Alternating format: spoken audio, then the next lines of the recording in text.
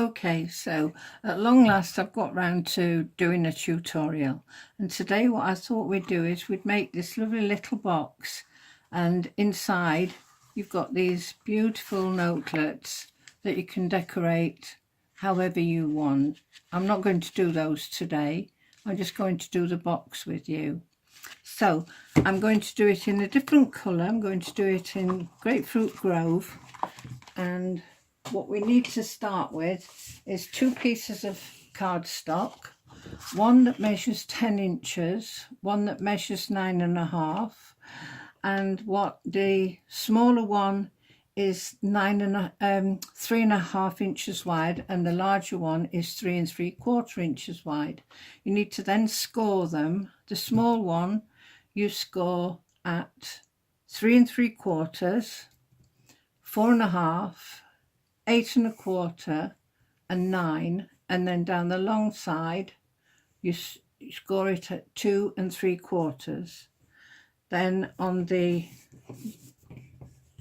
other piece you need to score this one at 5.25 and 6.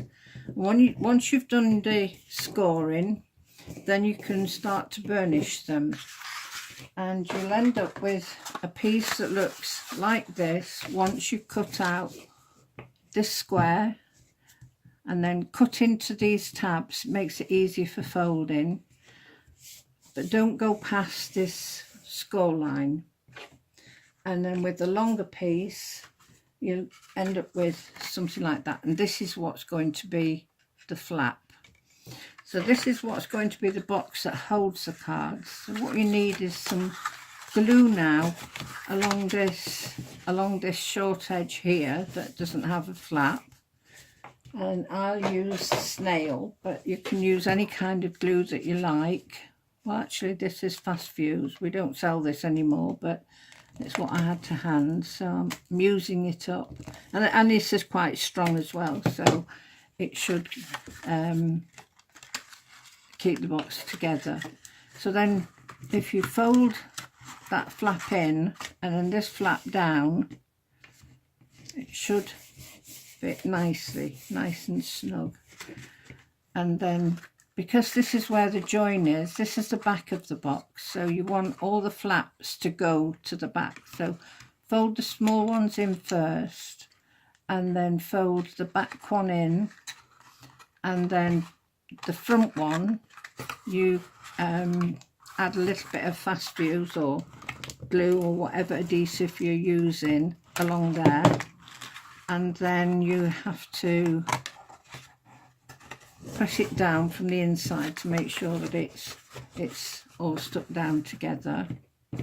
And that's the little box. And then what we're going to do is we're going to attach this to this box, so it's the long side that goes along the back, and it fits right into the bottom, so there's no gaps there.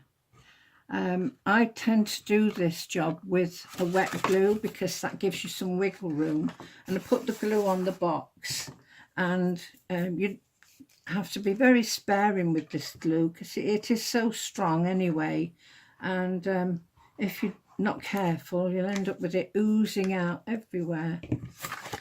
So just attach that flap to the box like so, give it a smooth down,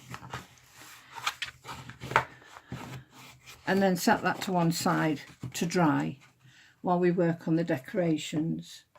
So for the decorations you need a piece of Whisper White, Berry Vanilla in this case. I think you've gone a bit squiffy, let's square you up again. Berry Vanilla, and this measures 3.5 by 3 3/4, and I've just run that through the Big Shop with an embossing folder, and the one that I've used is the I've got it to hand here. No, I haven't.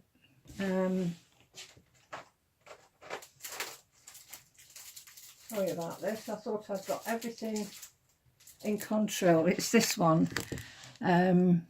It's the basket weave dynamic, and you just push that through the Big Shot, but on the original that I showed you, I had stamped a design onto this, but in this case we're going to use some embellishments that I've cut out using the Big Shot and some die cuts. So once you've cut that out and embossed it, it needs to be adhered to the front of your box. It'll only go on one way. If you try to put it on the wrong way, you'll find that you've got a big gap at the top and no gap all around. But if you turn it the right way, you'll find you've got just a little bit of colour poking out on either side. But before you stick that on, you need a pair of magnets, and I don't know where I've put mine.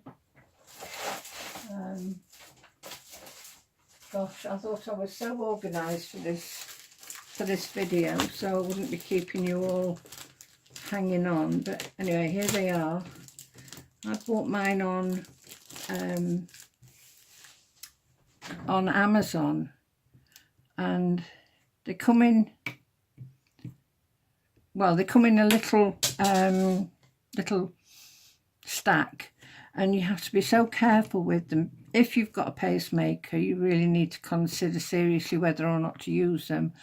But other than that, be very careful, because they will snap together almost as viciously as the ones on the Stamparatas. And if they do that and your fingers are in the way, they can give you a nasty blood blister. So squeeze them apart like this, and then just take one and stick it on the inside there with a glue dot. I'll do that now.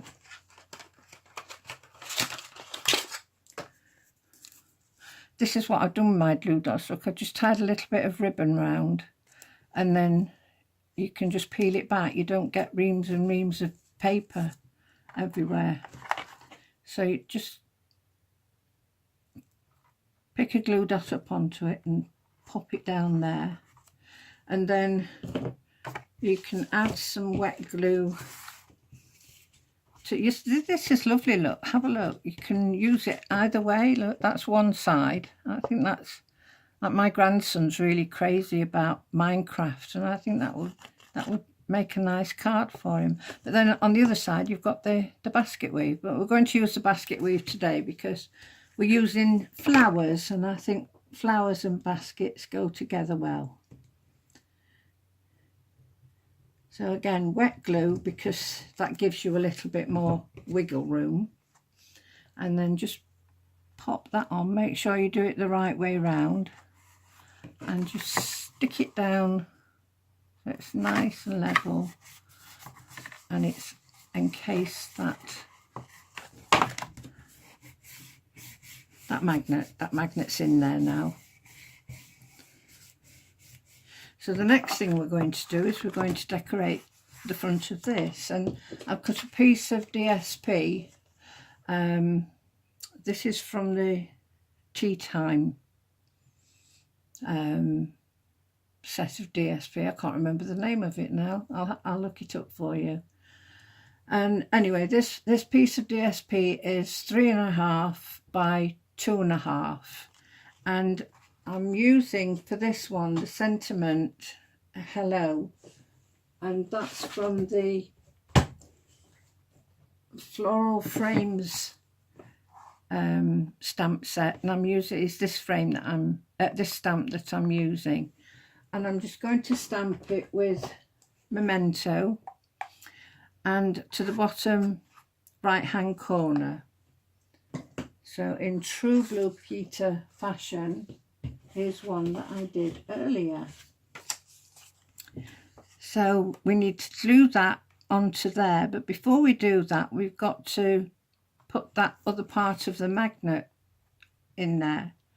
So you can either put it on the outside there, or you can actually put it on the inside. I find it's okay to put it on the outside, but what you need to do is you need to have a rough idea of where it's going to go. So sit it on there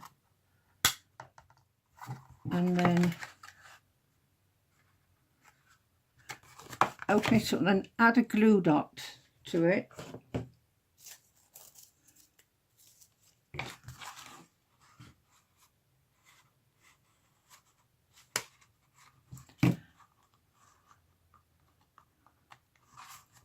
Okay, it's just, doesn't matter that it's over because it's going to be covered.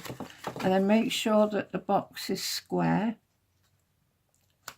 and then glue that magnet to the lower part of the box there, like that.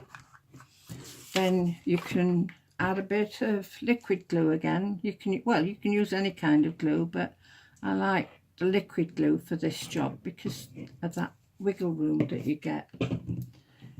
And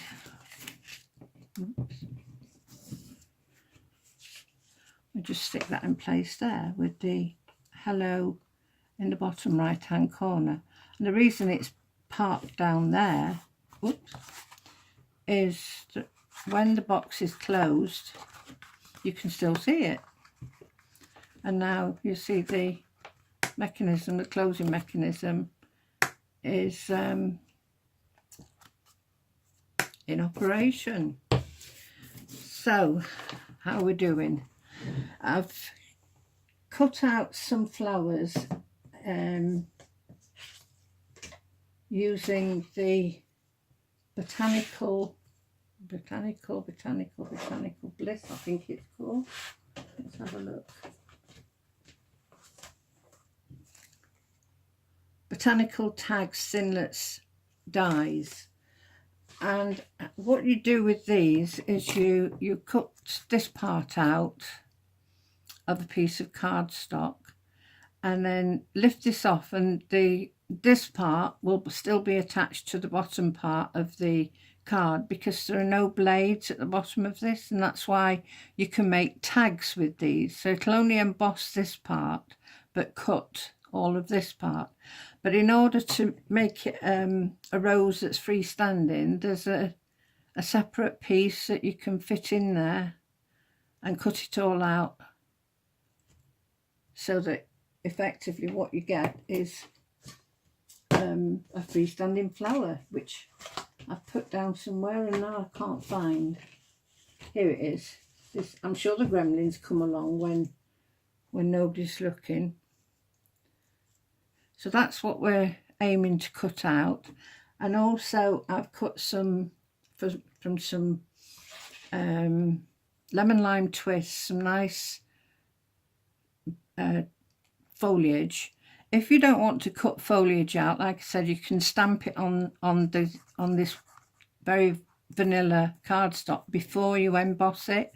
Do it before you emboss it, otherwise when you come to stamp on it, because it'll be an uneven surface, you won't get a very clear stamp. And I've used this as the foliage that I've used, and I can't remember what that comes from. I'll have to check again and let you know. So what we're aiming to do now is to decorate the front. So with these boughs that we've created, once you've added a little bit of glue to them, you can start to put them in place. And it's entirely up to you where you position them. It's just, this is a question of taste, what appeals to you and floats your boat, I suppose.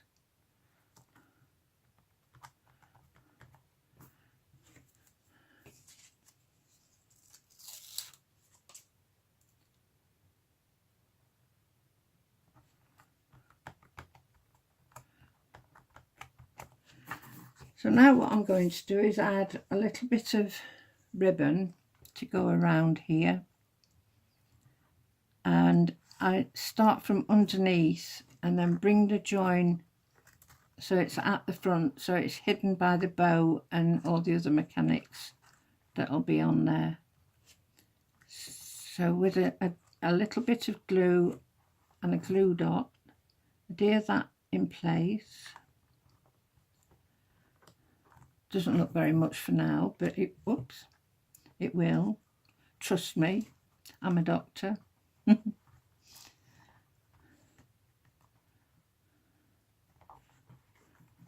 There. It's not quite straight, but you won't see that because then, oh, dear me, I think it's going to need another glue dot. Perhaps that one that was on there is falling off. Let's put another one on. Why not? Let's be extravagant.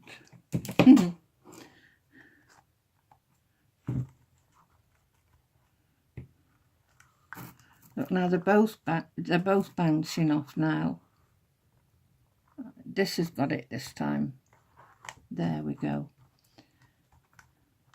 There, now I'm going to add my bow across there